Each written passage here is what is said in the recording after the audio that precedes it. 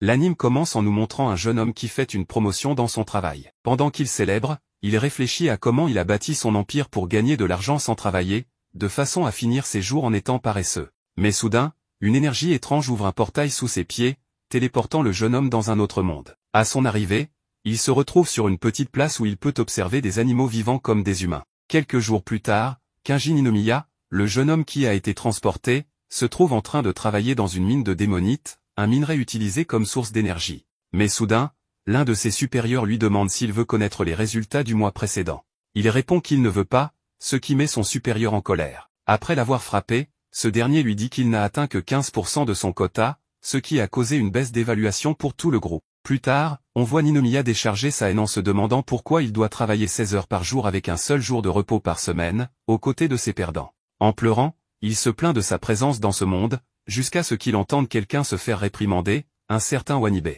Après avoir observé la scène, le protagoniste vérifie combien d'argent il lui reste, mais sa seule pièce lui échappe et roule jusqu'à un mur fissuré. Ninomiya s'approche rapidement de ce mur et, à travers un trou, aperçoit quelque chose qui le surprend. Le soir, Ninomiya approche Wanibe pour lui demander un moment et l'inviter à dîner au restaurant. Wanibe lui explique qu'il s'est fait réprimander à cause de lui, car il s'est échappé dans l'après-midi, et lui demande comment il peut se permettre un endroit aussi cher. Le protagoniste lui répond qu'il ne peut pas, et qu'il contracte donc des prêts. En entendant cela, Wanibe lui dit que, dans la mine, on raconte qu'il doit déjà 10 millions d'or, à quoi Ninomiya répond qu'il en doit en réalité 20 millions. Il lui raconte que, lorsqu'il est arrivé dans ce monde, il n'avait rien. Il a donc utilisé ses dernières ressources pour conclure des affaires avec des personnes importantes, mais lorsque ce qu'il leur a vendu ne fonctionna pas, ils l'ont accusé de fraude, l'ont battu, puis l'ont envoyé travailler dans la mine. Wanibe, après avoir entendu cela, dit qu'il doit partir car il a une réunion.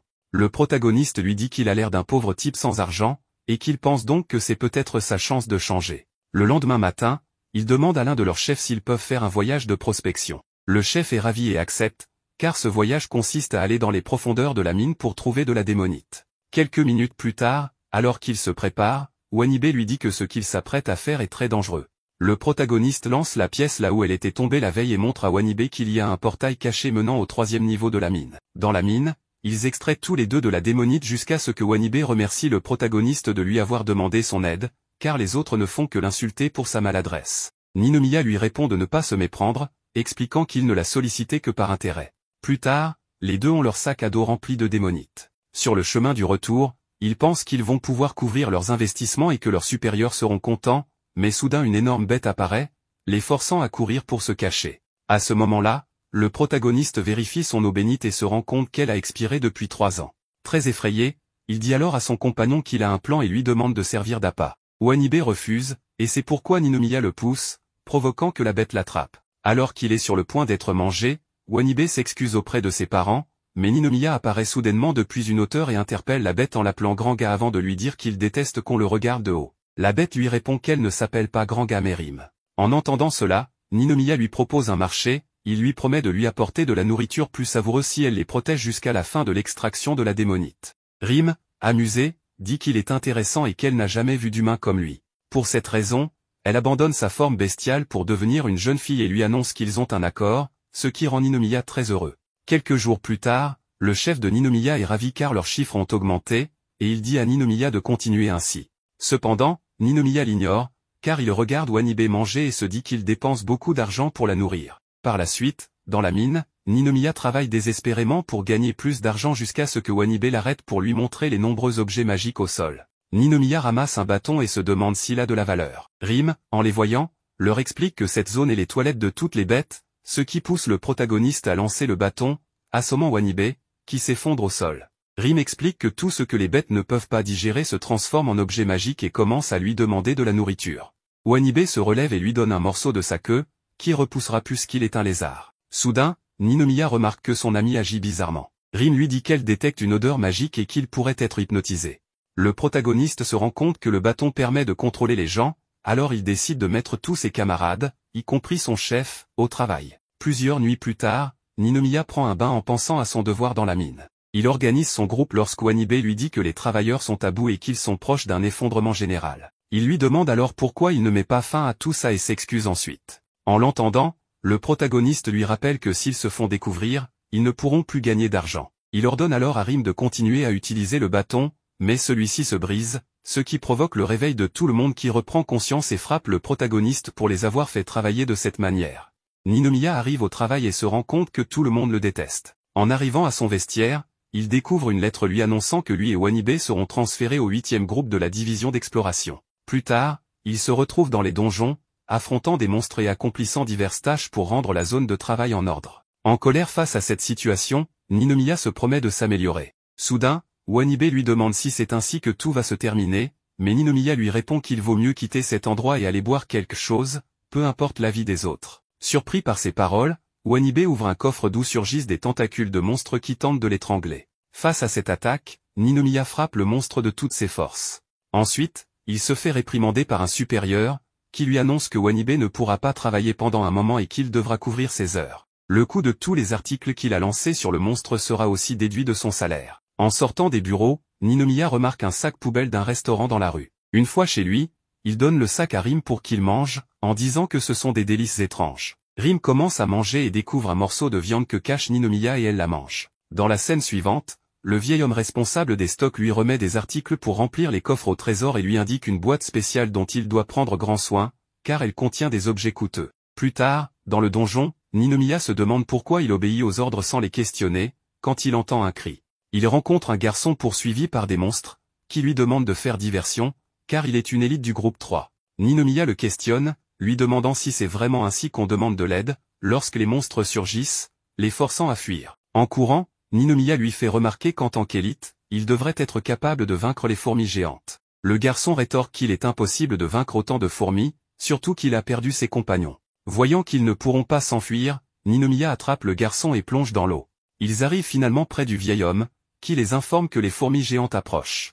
Ninomiya rapporte la situation à son supérieur, mais celui-ci refuse d'envoyer de l'aide tant que rien n'est prouvé. Les fourmis atteignent alors la surface et commencent leur attaque. Face à la menace, Ninomiya fouille dans ses affaires pour trouver un moyen de défense. Il découvre une potion de transformation, qu'il utilise pour se transformer, lui et les autres, en fourmis, leur permettant ainsi d'échapper aux monstres et d'utiliser ceux-ci comme esclaves. Et de retour dans la grotte, le garçon de l'élite dit aux protagonistes qu'ils peuvent maintenant sortir tranquillement. Le protagoniste lui répond que c'est impossible, car le chef bloque toujours la porte. À ce moment-là, Ninomiya remarque qu'une des fourmis est abandonnée parce qu'elle est trop faible. Il s'approche d'elle et lui demande comment elle va, tout en lui parlant de tout le travail qu'elle accomplit pour une faible récompense. Il parvient ainsi à la convaincre de le suivre. Peu à peu, le protagoniste réussit à persuader toutes les fourmis de le suivre pour se révolter contre leur reine. Pendant ce temps, dans la grotte, la reine des fourmis reçoit un rapport indiquant que sa production a chuté de 30%. Elle ordonne donc aux fourmis ouvrières de redoubler d'efforts, mais elle s'aperçoit qu'il y a une manifestation de fourmis devant ses appartements. Soudain, Ninomiya apparaît sous sa forme humaine et reproche à la reine de faire travailler ses subordonnés jusqu'à l'épuisement pendant qu'elle se repose. La reine, confuse, lui demande comment un humain a pu se retrouver là, parmi les fourmis. Le protagoniste lui répond que c'est parce qu'ils sont des camarades luttant pour une cause commune et lui dit qu'elle n'a ni le talent ni le droit d'être reine. Furieuse, la reine déploie toute sa force pour grandir et rétorque que tout ce qui compte, c'est le pouvoir. Elle tente de l'attaquer, mais Rim intervient soudainement pour arrêter le coup et dit qu'elle a faim. En voyant les fourmis, Rim commence à les poursuivre pour les manger. Le protagoniste, tentant de la calmer, lui donne un autre morceau de viande qu'il avait volé dans l'inventaire en cherchant des médicaments. Cela apaise Rim, ce qui fait que la reine et toutes les fourmis voient le protagoniste comme un héros. Quelques jours plus tard, Wanibe revient au travail et s'excuse auprès du protagoniste pour avoir également dû assurer son travail. Ninomiya lui répond de ne pas s'inquiéter, ce qui pousse Wanibe à lui demander pourquoi il est de si bonne humeur. Le protagoniste explique qu'on l'a félicité récemment pour avoir exterminé un tas de fourmis dans la grotte. Wanibe lui demande pourquoi il descend aussi souvent dans la grotte et raconte que, après les avoir laissés pour morts dans le donjon, ils n'ont reçu en récompense qu'une feuille de papier en sortant vivant. Cela pousse le protagoniste à réfléchir et à se dire que l'entreprise a besoin d'un leader comme lui, et il a donc lancé une organisation appelée Donjon of Black Company pour prendre le contrôle de la compagnie minière, Raizaha.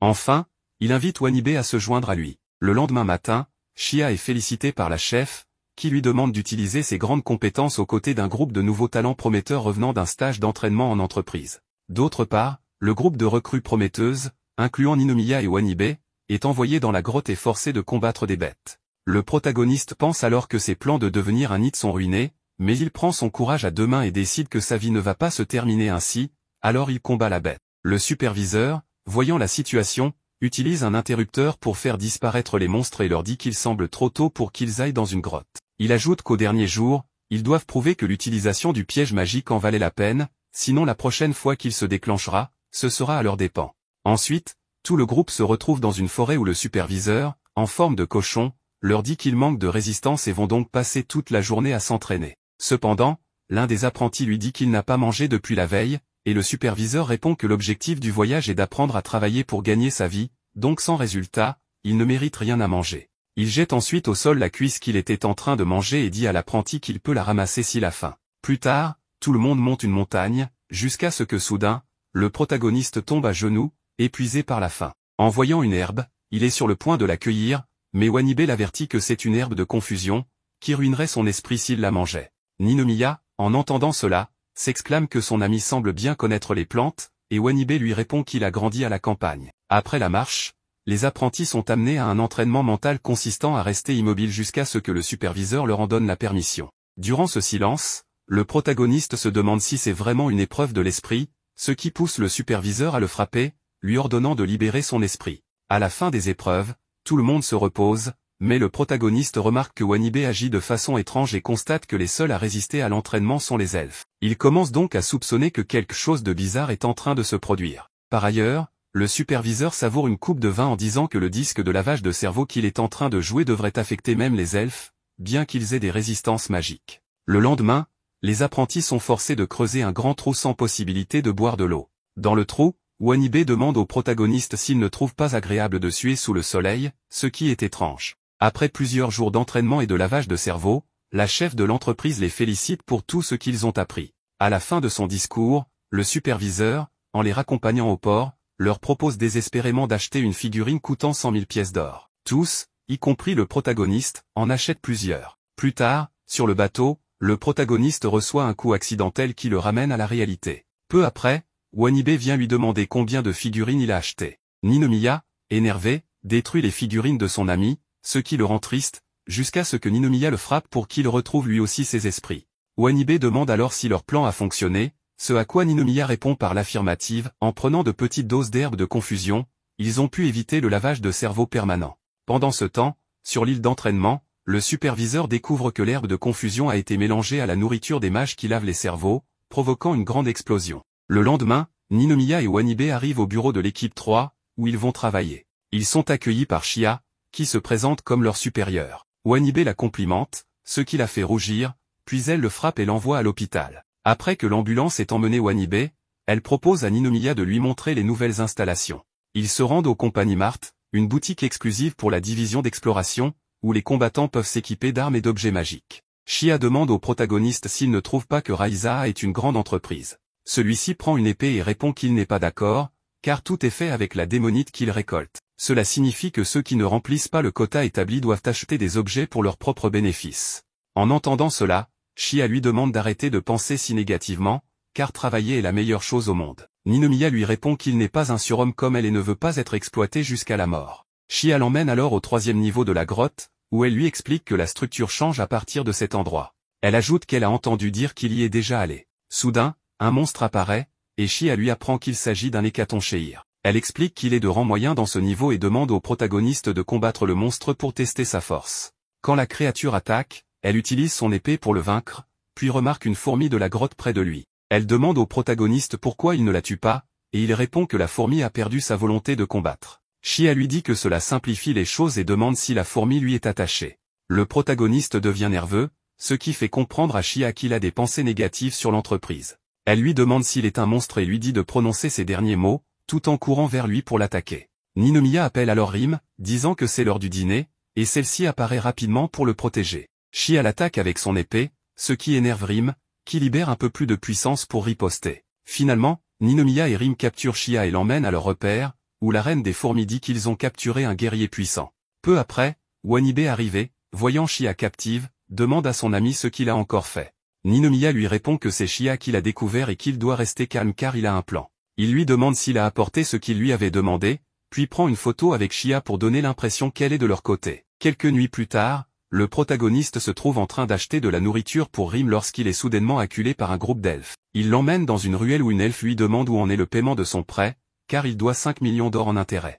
Elle lui rappelle que si les choses continuent ainsi, ils devront échanger sa vie contre de l'argent, et que s'il ne veut pas que cela arrive, il doit payer les 5 millions d'ici un mois. Plus tard, dans le donjon, Chia lui dit qu'en dépit de la situation, elle a un devoir en tant qu'héroïne. Elle propose alors de redoubler d'efforts pour nettoyer le donjon. Le protagoniste la regarde d'un air sombre, perdu dans ses pensées à propos de la somme qu'il doit. Soudain, Chia le soulève et lui dit qu'il a besoin d'énergie et de motivation, avant de l'emmener avec Wanibe pour s'entraîner. En marchant, elle leur explique que la dextérité et la capacité de prendre des décisions sont la clé pour survivre. Ils croisent alors un groupe de loups cornus. Chia leur dit que l'expérience est essentielle et les envoie se battre contre eux.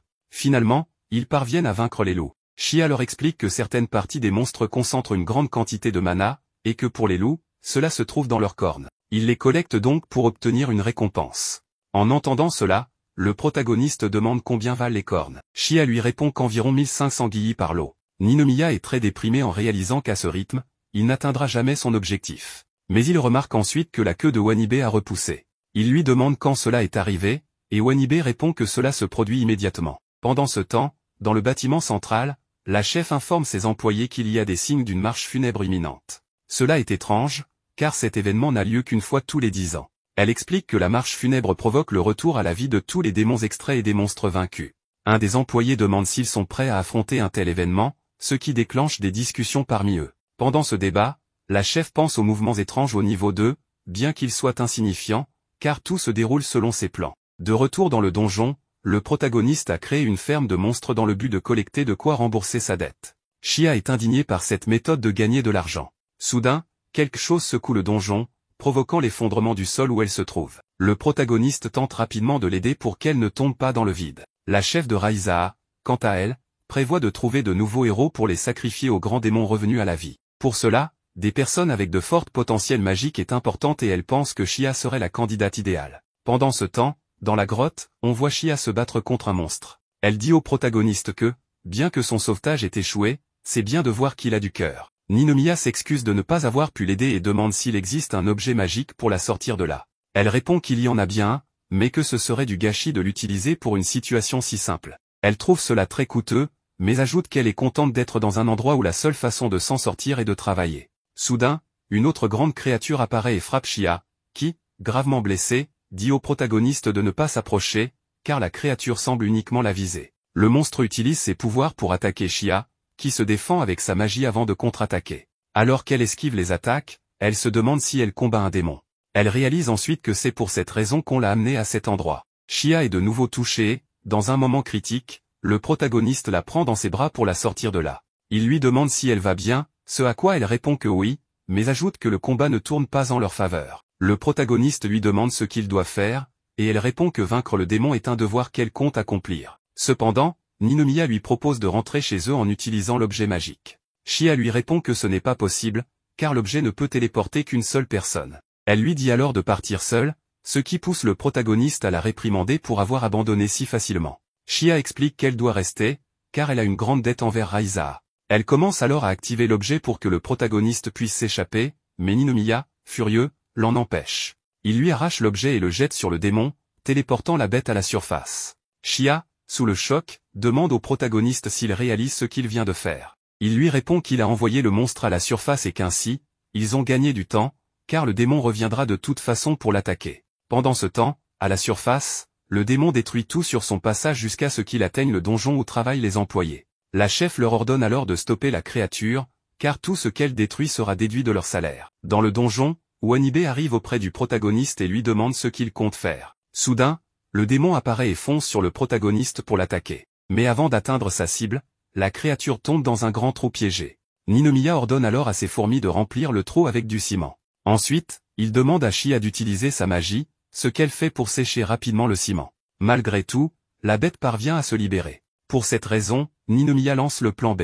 Il dit à Chia qu'avec Rime indisponible, elle est leur meilleure ressource tactique. Il lui demande donc de se reposer et de soigner ses blessures en attendant le moment où ils auront besoin d'elle. Dans la scène suivante, tout le monde s'échappe en carriole, Chia attachée à un mât. Elle explique au protagoniste que la créature semble attirée par la magie et que la seule façon de la vaincre est d'extraire assez de puissance magique pour la tuer en un seul coup.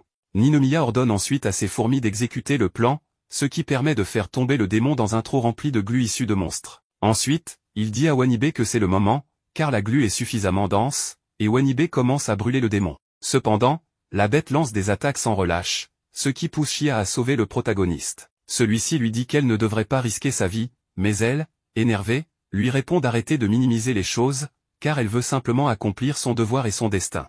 Ninomiya lui demande alors si sa manière rigide de penser est due à son père, surnommé le roi des aventures ratées. Shia lui demande comment il connaît son père, et Ninomiya répond qu'il a mené une enquête pour savoir à qui il avait affaire. Le protagoniste commence à raconter l'histoire de son père, et Shia partage que la vie de son père a ruiné son existence, ainsi que celle de sa mère, jusqu'à ce qu'elle commence à travailler pour Raiza. Elle lui confie que travailler correctement signifie faire partie de la société. Soudain, Ninomiya lui touche un sein pour tenter de la calmer, ce qui la pousse à le frapper. En se relevant, il lui dit qu'elle parle toujours de l'importance de la compagnie et du travail, mais que rien de cela ne vient de sa propre réflexion. Il affirme qu'elle laisse les autres contrôler ses pensées, ce qui fait d'elle une personne fragile. Elle tente de l'interrompre, mais il poursuit en expliquant que le travail n'est pas mauvais en soi, mais que son esprit est manipulé par des idées qui profitent à Raiza. Il lui dit qu'elle n'a pas besoin de risquer sa vie pour eux. S'approchant d'elle, il lui suggère qu'elle peut vivre comme elle le souhaite et qu'elle devrait se libérer de ses chaînes. Ces mots lui rappellent pourquoi son père était heureux avec ses aventures.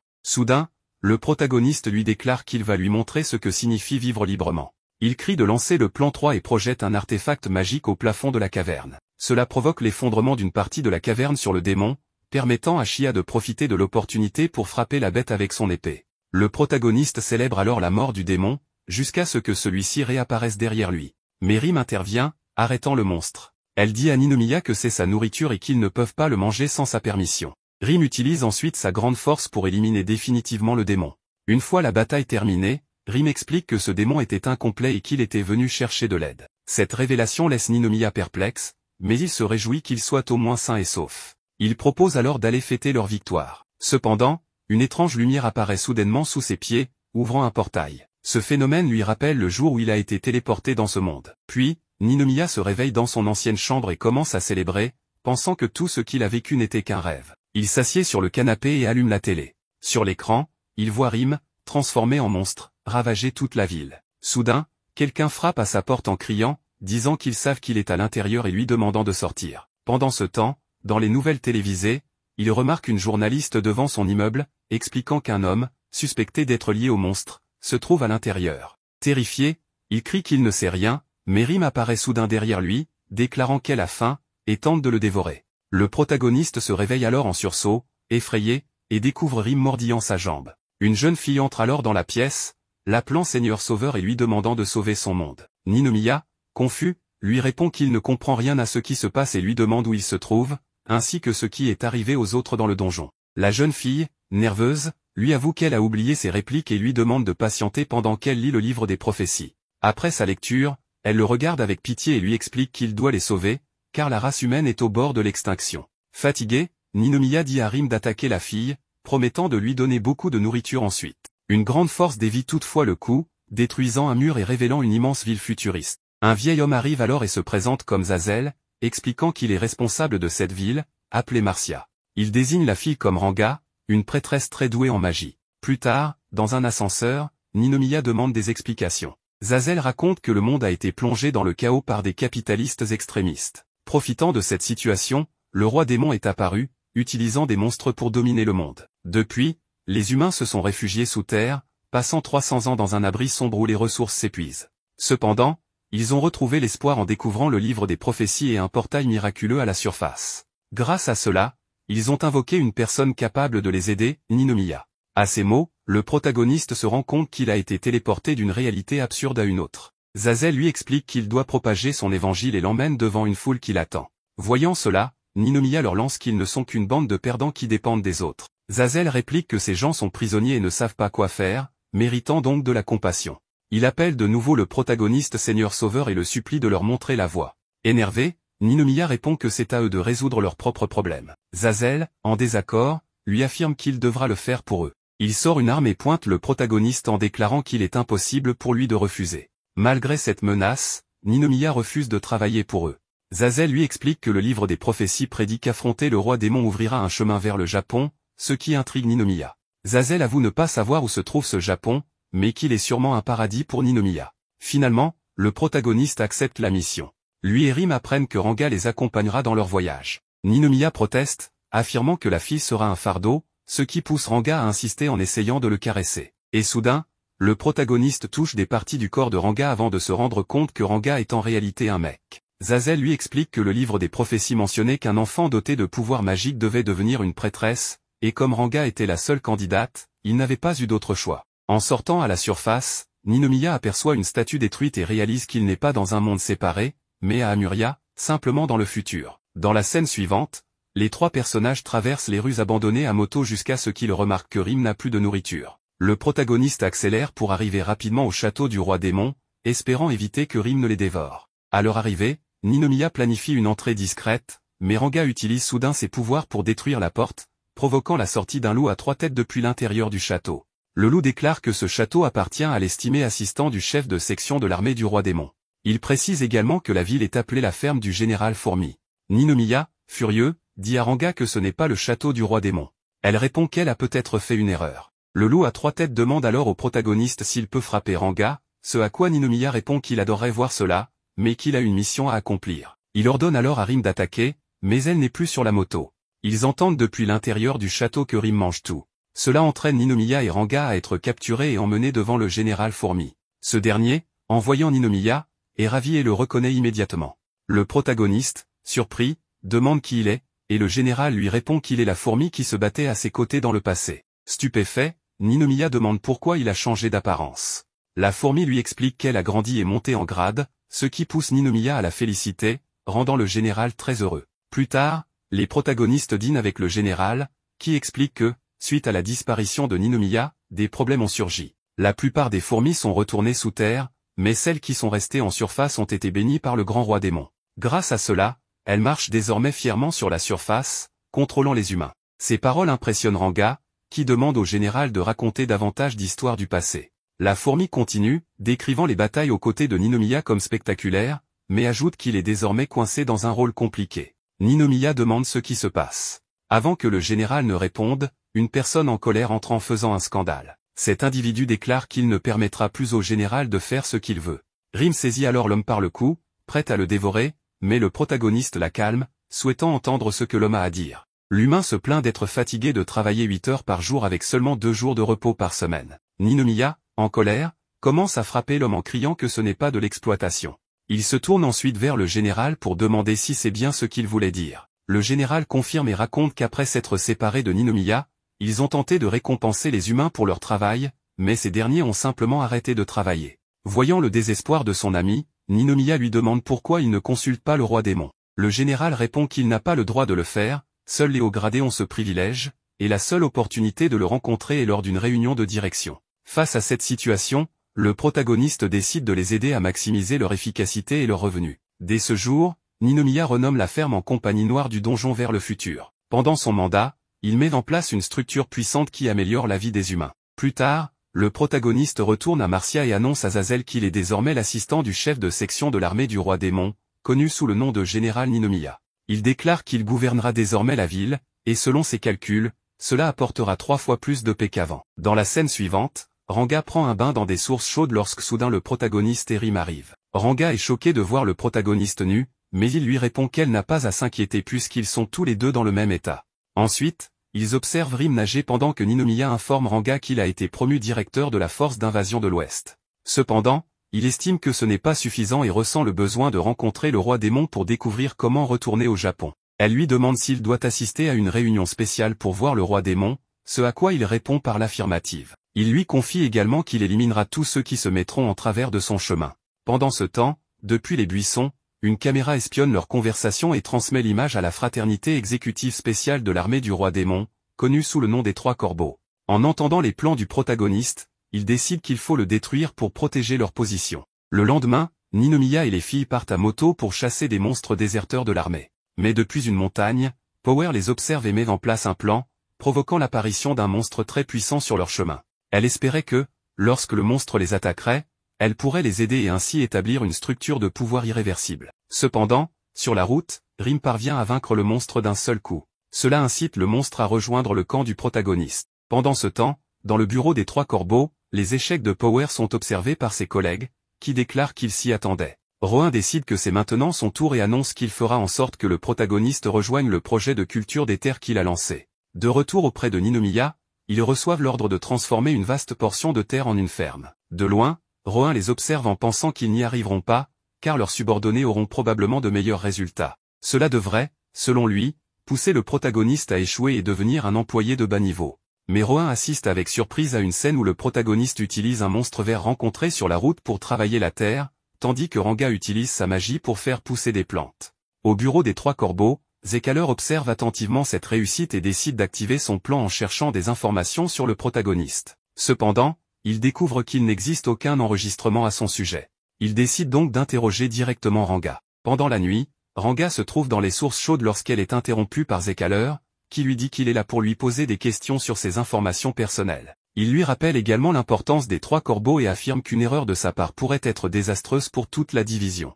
Ranga, effrayé, lui demande ce qu'il veut réellement. Alors répond qu'il veut qu'elle s'excuse devant sa caméra. Il dirige alors la caméra vers elle et lui demande de se lever et de retirer sa serviette pour ensuite déclarer qu'elle est désolée. Mais en voyant que Ranga est un homme, alors reste stupéfait, se demandant ce qui se passe en lui. Soudain, il est attaqué par Rim. Après cette tentative échouée, les Trois Corbeaux se retrouvent dans leur repère, débattant des raisons de leurs échecs. Mais ils entendent soudain la voix du protagoniste. À travers la caméra qu'ils avaient installée, il leur dit qu'il a apprécié les cadeaux qu'ils lui ont envoyés et que, grâce à eux, sa place dans l'armée du roi démon est désormais assurée. Enfin, il leur demande de nettoyer leurs chaises, car il prévoit de s'y asseoir. En entendant cela, Rohan propose de lui lancer la mission impossible. Ses collègues, surpris, lui disent que si le protagoniste réussit cette mission, les postes des Trois Corbeaux seront menacés. Power, en les écoutant, affirme que tant qu'ils travaillent ensemble pour faire obstruction, ils ne peuvent pas échouer. Elle ajoute qu'ils doivent simplement s'assurer que le roi démon ne découvre rien.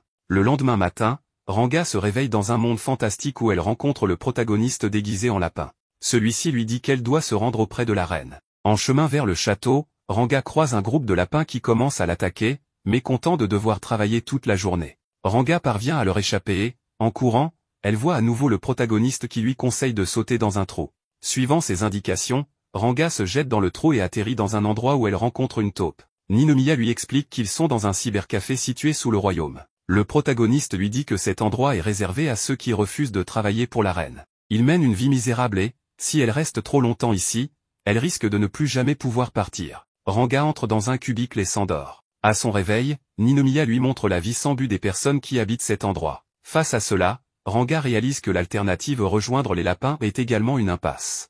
Elle commence alors à réfléchir à ce qu'elle doit faire. Soudain, à travers la fenêtre, une femme géante apparaît. Il s'agit de la reine, qui s'adresse à Ranga et lui reproche son retard. Elle se présente comme Belza, l'ancêtre de Ranga, et exprime son désir de la rencontrer. Cependant, Ranga lui répond qu'elle n'a aucune envie de la voir. Elle lui reproche les difficultés qu'elle a endurées à cause d'elle, notamment parce qu'elle est une descendante de la sorcière qui a provoqué l'effondrement du monde. Ranga explique que cet événement a brisé ses parents, qui en sont morts de chagrin. Belza lui demande si elle se souvient de la manière dont elle a été persécutée à cause de ses origines, ce qui l'a obligée à vivre dans une ville apathique tout en cachant son secret. Ranga confirme qu'elle s'en souvient et la reine l'invitait à rester auprès d'elle. Ranga refuse, se disant à elle-même qu'elle doit se réveiller, car elle est prisonnière de son propre rêve. Belza lui rétorque qu'il est trop tard. Elle l'accuse d'avoir fui toute sa vie et lui conseille d'accepter que le monde n'a pas besoin d'elle. À cet instant, le protagoniste déguisé en lapin réapparaît et lui recommande d'abandonner. Mais soudain, le véritable Ninomiya apparaît dans le rêve. Il reproche à la reine de l'opprimer et se tourne vers Ranga pour lui donner un coup de tête,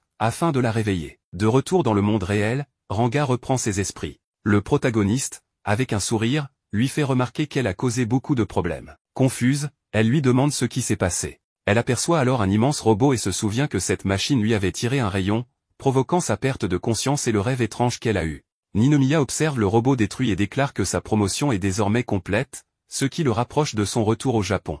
Ranga, troublé, interrompt Ninomiya pour lui demander si c'était mal d'avoir fui les problèmes toute sa vie. Il lui répond que oui et l'encourage à être fier tant que ses objectifs restent inchangés. Peu importe combien de fois elle échoue, elle doit continuer à avancer. Et si quelqu'un la contredit, elle n'a qu'à lui asséner un coup sur la tête, même s'il s'agit de la reine. Ces paroles font rire Ranga, qui, avec des larmes aux yeux, le remercie sincèrement. Ensuite, le protagoniste et les filles se rendent au palais pour rencontrer le roi démon. Sur place, ils croisent une jeune femme qui demande une faveur au protagoniste, sauver le monde. Les trois restent stupéfaits en entendant cette requête. Le matin suivant, le protagoniste prend son petit déjeuner tout en disant qu'il n'arrive pas à croire que, en un mois, la difficulté du donjon est autant augmentée. Cependant, il pense que cela n'a pas vraiment d'importance, car ils doivent le vaincre afin de s'emparer du pouvoir des ruines avant Belza. Ensuite, Chia lui montre les statistiques d'évaluation qu'elle a obtenues des quartiers généraux, où il peut voir que l'aventurier moyen atteint le niveau 20, tandis que lui est seulement au niveau 5. Cela signifie qu'il est bien trop faible et qu'il pourrait mourir dès son entrée dans le donjon. C'est pourquoi, à partir de maintenant, ils commenceront un entraînement court mais intensif sous la supervision de Chia. Plus tard, le protagoniste suit les différents exercices proposés par Chia, jusqu'à ce qu'il soit temps de mettre en place un système d'entraînement pour acquérir du pouvoir magique. Il lui dit alors qu'il n'a aucun pouvoir magique, mais Chia lui répond qu'il se trouve devant un appareil qu'elle a conçu et qui active rapidement le sixième sens d'une personne. Ninomiya, irrité, lui rétorque que c'est évident, car les rondins de bois vont le frapper simultanément s'il ne les esquive pas. Il traite même Chia d'idiote à 2 reprises. Agacé, Chia lui assure que l'appareil fonctionne réellement, mais le protagoniste, furieux, déclare qu'il est temps de faire une pause. Pendant la pause, Ranga leur sert du jus, et Chia leur dit que si elle connaissait les capacités du protagoniste, elle pourrait se concentrer sur leur amélioration. Ninomiya goûte le jus et dit à Ranga qu'il est délicieux, ce à quoi elle répond que c'est une potion mélangée à des sirops aromatisés. Soudain, Chia leur demande d'écouter, ce à quoi Ranga répond qu'elle était déjà attentive et qu'il semblerait que le protagoniste possède tout ce qui rend un homme inutile. Chia leur dit qu'il est temps de reprendre l'entraînement, ce qui irrite le protagoniste, qui lui dit que sa machine ne peut pas lui conférer de pouvoir magique. Chia lui répond qu'il n'a pas bien écouté, car elle n'a jamais dit que la machine lui donnerait des pouvoirs, mais plutôt qu'elle lui permettrait de ressentir l'énergie magique. Ninomiya, perplexe, lui demande ce qu'est exactement le pouvoir magique. Chia lui explique que c'est ce que l'on obtient en transformant le mana ambiant en une force ayant un effet tangible sur le monde. Puis, elle lui demande pourquoi il pose des questions aussi élémentaires. Le protagoniste, toujours curieux, l'interroge sur la manière d'augmenter sa force physique avec du pouvoir magique. Chia lui explique que cela permet d'atteindre des niveaux de puissance impossibles dans un autre monde et lui fait une démonstration de ses propres capacités. Voyant cela, le protagoniste réalise qu'ils sont peut-être semblables, mais que tout est différent de son monde d'origine. Il commence à se dire qu'il est probablement la personne la plus faible de cette planète. Plus tard, Ninomiya, déprimé, se trouve dans un bar où il confie à son ami qu'il a cru, l'espace d'un instant, qu'il pourrait accomplir des exploits de monde fantastique. Il se lamente sur le fait qu'il ne peut pas retourner chez lui et se demande pourquoi son bonheur lui échappe si facilement.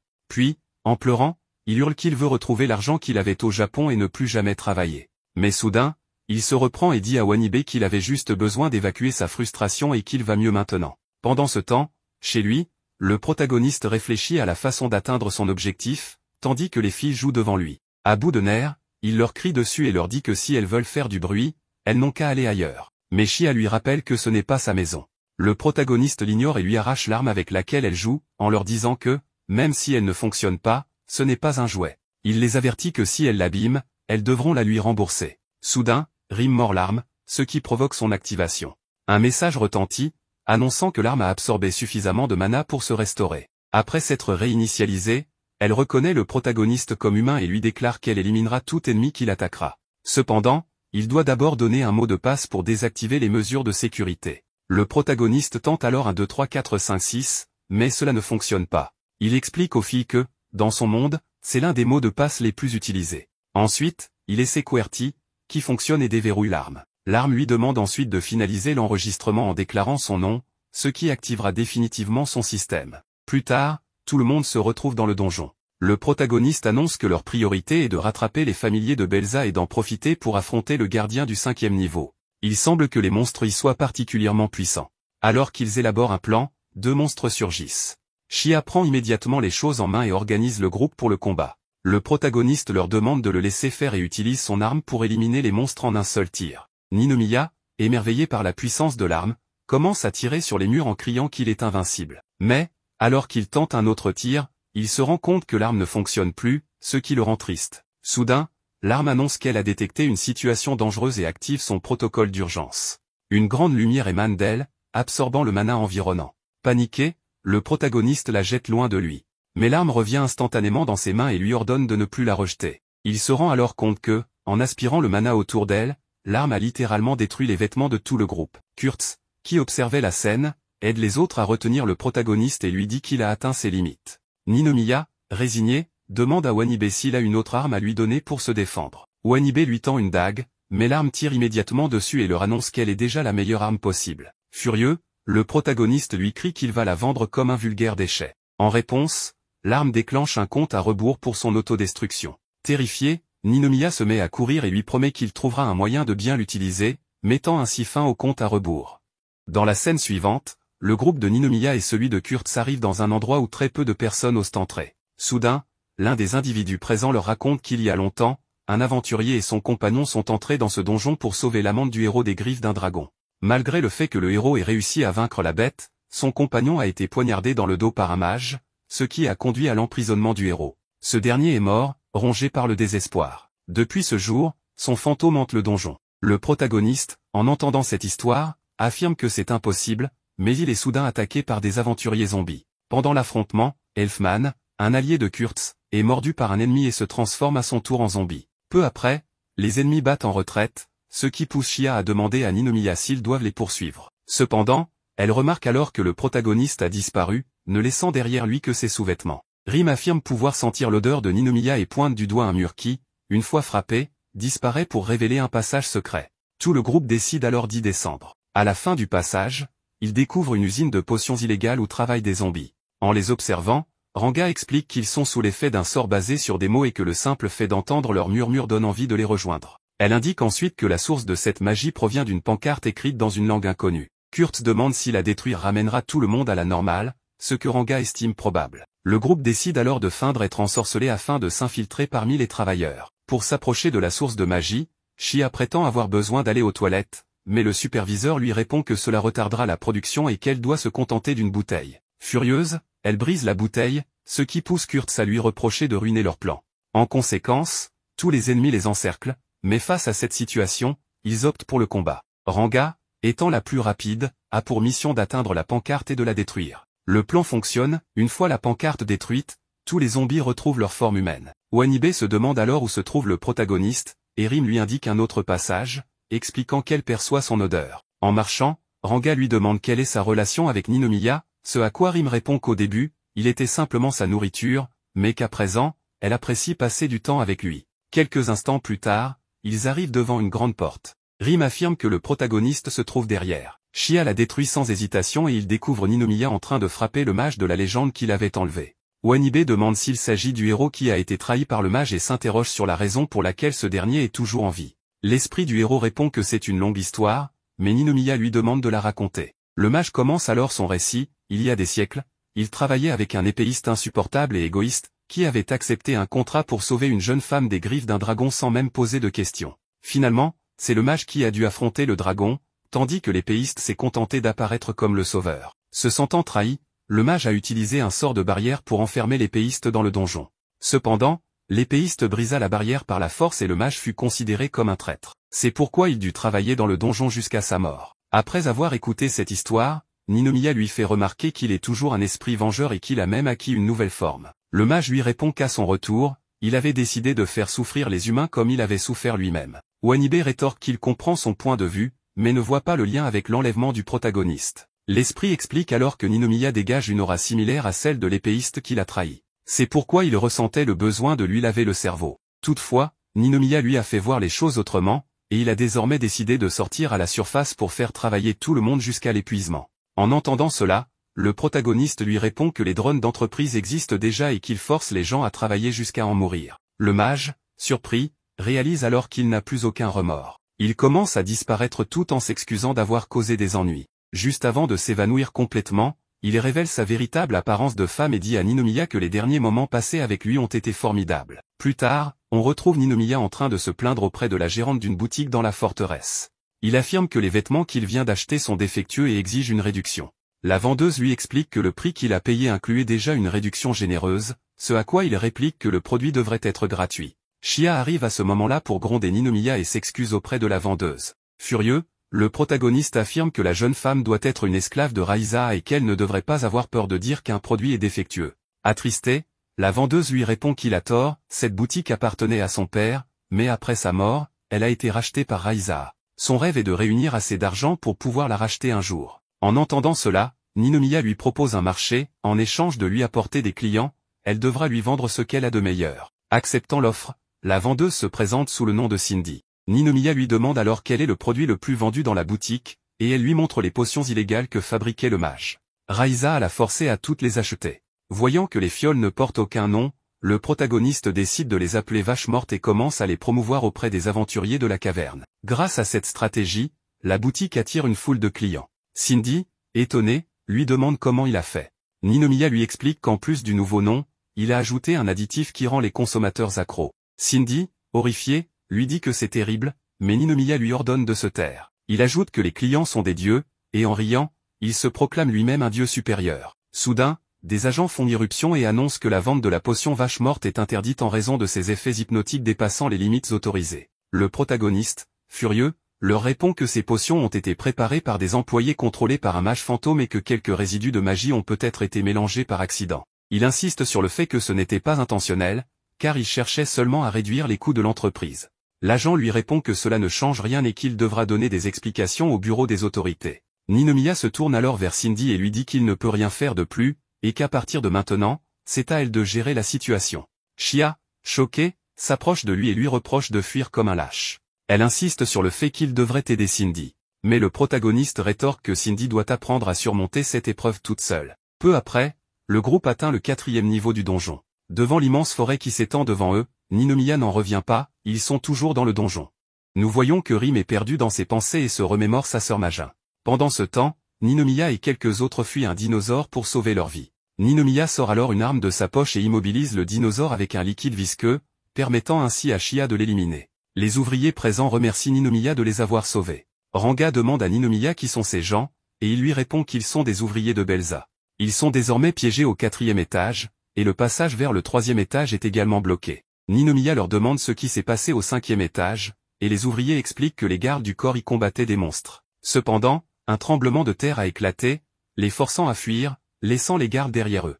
Les ouvriers racontent également qu'il y a 2 énormes monstres terrifiants devant la porte du 5e étage, si puissants que personne n'a encore trouvé un moyen de les vaincre. Shia commence alors à se douter que quelque chose se passe dans le donjon sans qu'ils en aient connaissance. En poursuivant leur mission, ils rencontrent à nouveau des dinosaures. Alors que Ninomiya s'apprête à dégainer son arme, des chiens sauvages surgissent et attaquent les dinosaures, suivis de fourmis qui passent par là. Soudain, une jeune fille tenant Majin dans ses bras apparaît et dit à Ninomiya qu'elle s'est beaucoup inquiétée depuis sa disparition. Les ouvriers demandent alors si cette fille et l'enfant sont la femme et l'enfant de Ninomiya, ce qui met Shia en colère. Elle saisit le col de Ninomiya, probablement jalouse. À ce moment-là, la fille change d'apparence et devient la reine fourmi, que Ninomiya reconnaît immédiatement. Dans une pièce, ils discutent, et Ninomiya demande à la reine fourmi comment elle a appris à changer d'apparence. Elle explique que, récemment, les fourmis étaient chassées, et qu'en apprenant à se métamorphoser, elle a pu éviter d'être capturée. Sous sa forme humaine, elle peut désormais porter Majin plus facilement. Lorsque Ninomiya lui demande pourquoi elle a pris Majin avec elle,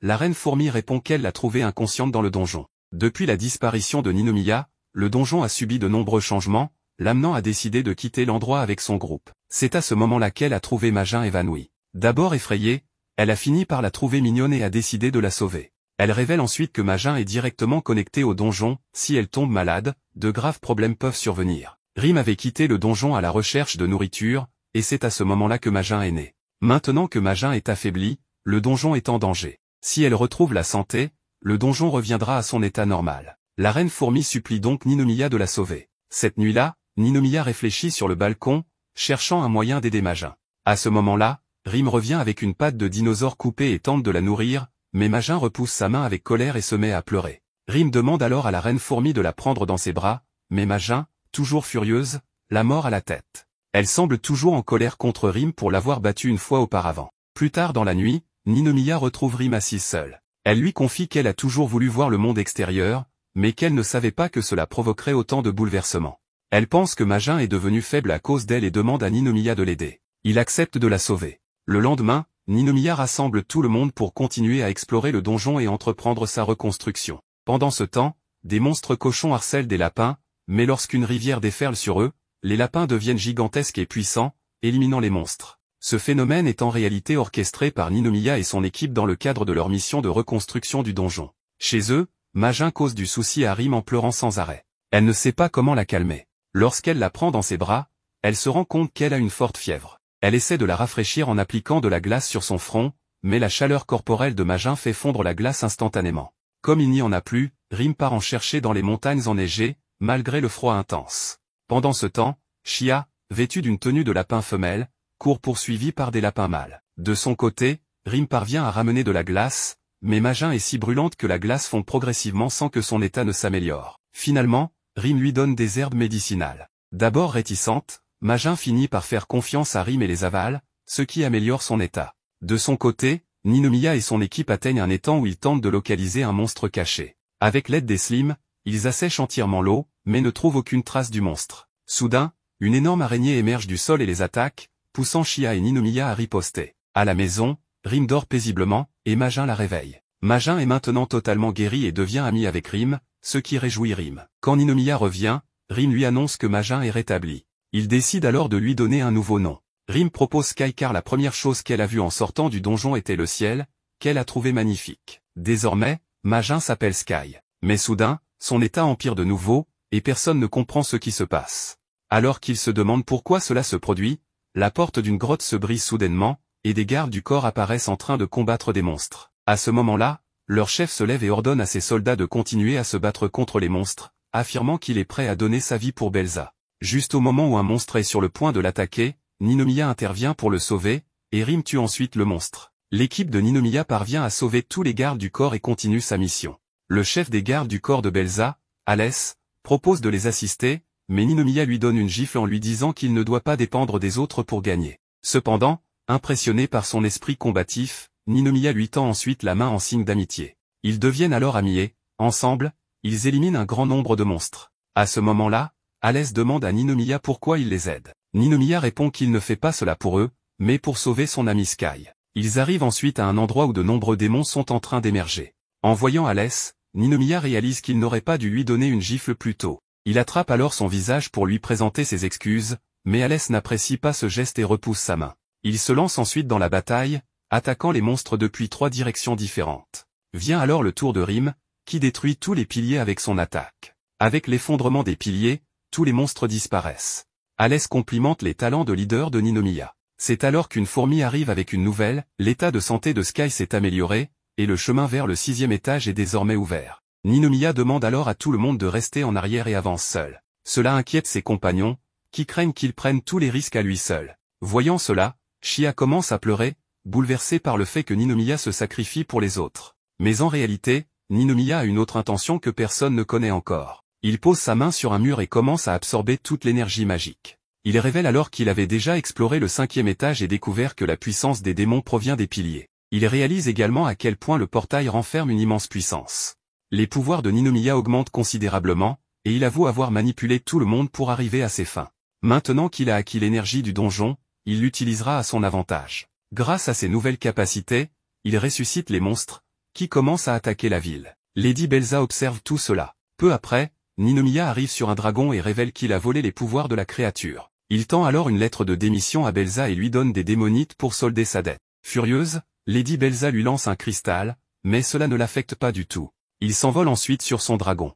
3 mois plus tard, Ninomiya a pris le contrôle total du donjon et fait activement la promotion de ses ressources à travers des publicités télévisées et du marketing. Personne n'aurait imaginé qu'un donjon pourrait être utilisé de cette manière. Ninomiya gère désormais une énorme entreprise, et Ranga lui apporte le rapport des ventes de la semaine dernière, qui montre une croissance exponentielle. Ninomiya veut maintenant racheter tous les donjons, les réactiver et les exploiter à son profit. Il explique à Ranga que Belza avait commis une erreur en se contentant d'exploiter les ressources du donjon sans réfléchir à son véritable potentiel. Il projette alors un écran et révèle qu'il a lu tous les manuels, ce que Belza n'avait jamais pris le temps de faire. D'après les instructions, un donjon devient inactif s'il ne peut pas absorber d'énergie magique de l'extérieur. Plus il y a de visiteurs, plus l'entreprise peut extraire de démonites et générer des profits. Pendant ce temps, Belza organise une réunion avec son équipe, mais la valeur marchande de son entreprise continue de chuter à cause de Ninomiya. 3 de ses conseillers discutent de la façon de lui donner une leçon, mais soudain, Ninomiya défonce le mur et propose à Belza de rejoindre son entreprise.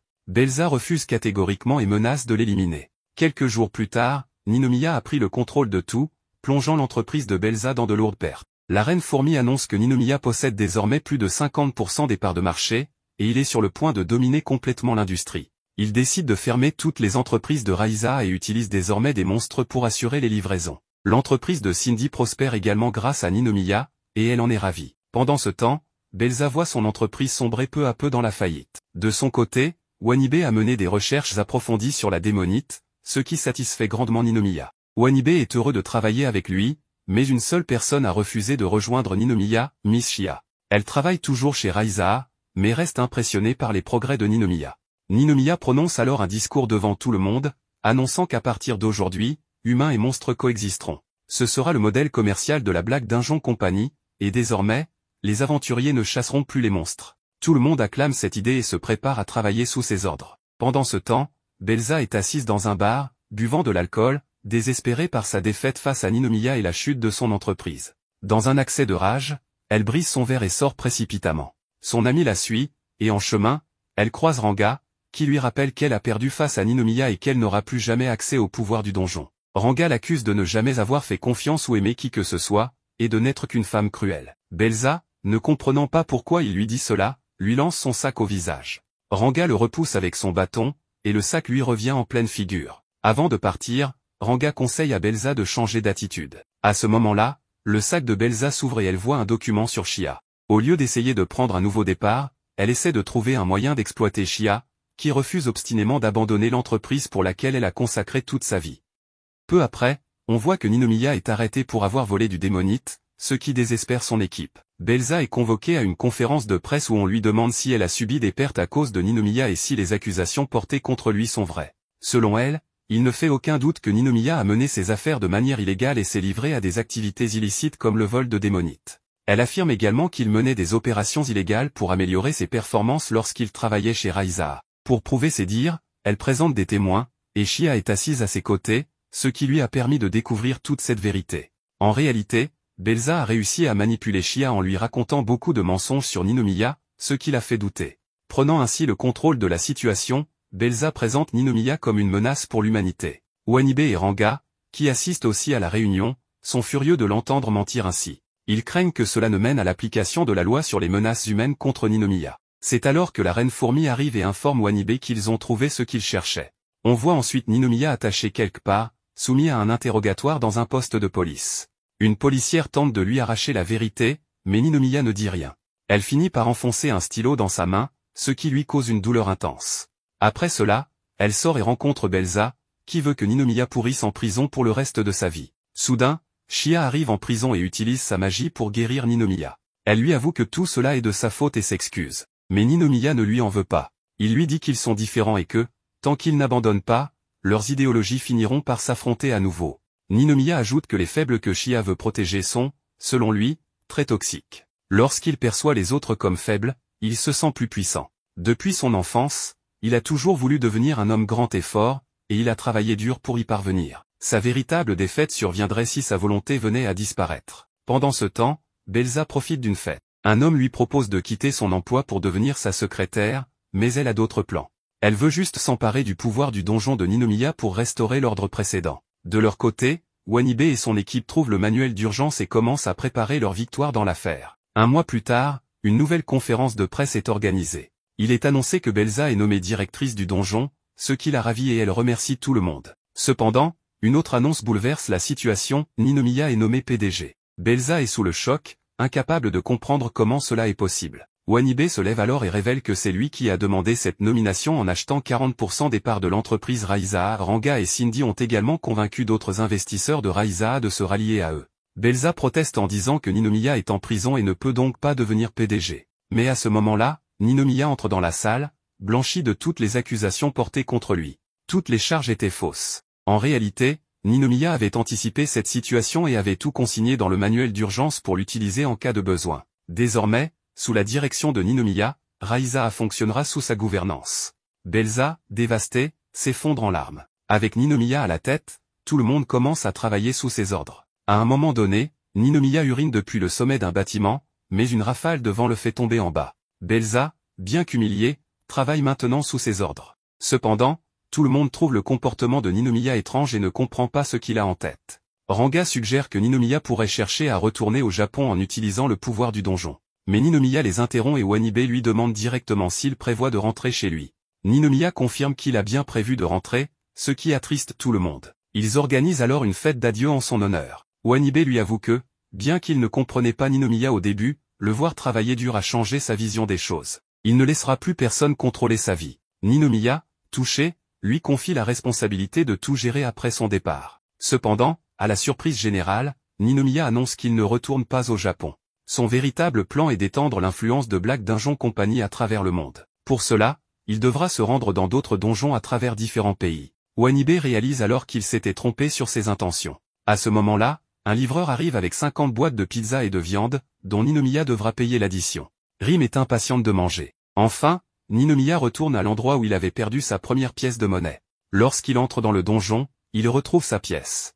Et ainsi commence son ambition de conquérir le monde.